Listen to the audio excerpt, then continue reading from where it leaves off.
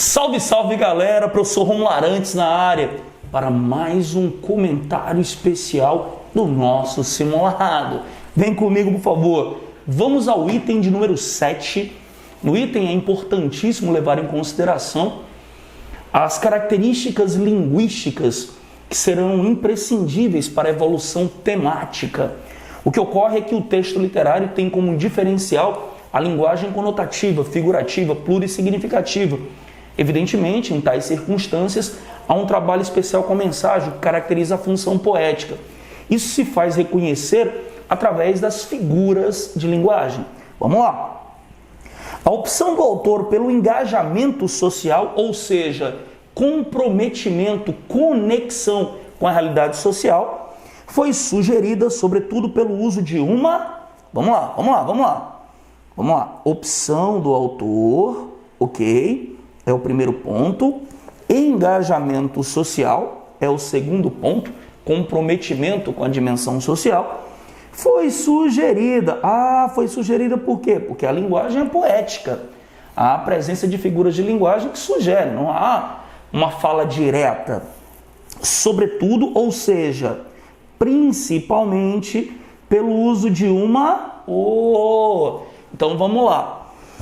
A postura de crítica social foi sugerida principalmente por que figura de linguagem? É só isso, tranquilo. Agora vamos observar o autor, Carlos Drummond de Andrade. Esse é um autor moderno. Ele é, sem sombra de dúvidas, a grande referência do modernismo brasileiro, conhecido como poeta maior. Ele é estudado como autor da segunda fase moderna, mais precisamente de uma tendência conhecida como poesia de 30. E, singularmente, ele é dono dos melhores textos engajados, ou seja, comprometidos com a realidade social, e panfletários, ou seja, que apresentam um posicionamento político partidário. Tranquilo, calmo, vamos nessa. O título da composição é Canção Amiga. Opa, bacana. Canção é a designação dada para um tipo de poema fortemente musical. Por que uma canção amiga? Se você for capaz de saber a razão pela qual o autor escolheu tal título, após a leitura do texto, você compreendeu o texto completamente, tendo em vista que o título é sempre uma síntese do texto. Eu preparo uma canção em que minha mãe se reconheça. Opa! Observe a dimensão metalinguística. O poema está falando sobre o próprio fazer poético, né? E a voz poética explica que construiu uma canção em que sua mãe se reconhece. Todas as mães se reconhecem. É realmente uma canção marcada por uma forte carga de alteridade, de empatia, né? E que fale como dois olhos, ou seja, fortemente comunicativa. Eu preparo uma canção que faça acordar os homens e adormecer as crianças. Opa! Na primeira estrofe, ao falar sobre a canção, a palavra que me vem à mente é alteridade. Alteridade, que é sinônimo de empatia, que significa me colocar no lugar do próximo. Agora, quando chego na segunda estrofe, eu preparo uma canção que faça acordar os homens. A palavra que me vem à mente é criticidade.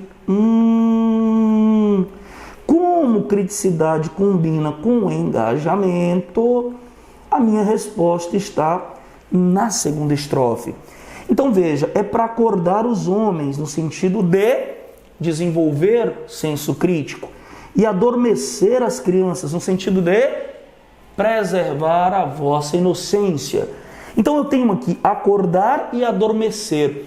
Eu posso compor um texto que gere nos homens criticidade e que permita que as crianças continuem inocentes? Evidentemente.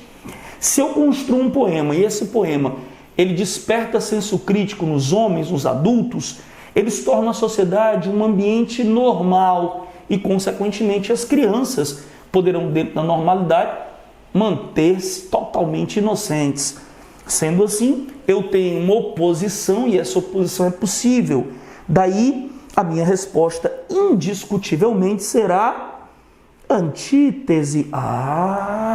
O que seria símile, professor? É uma comparação. Metáfora é uma comparação implícita.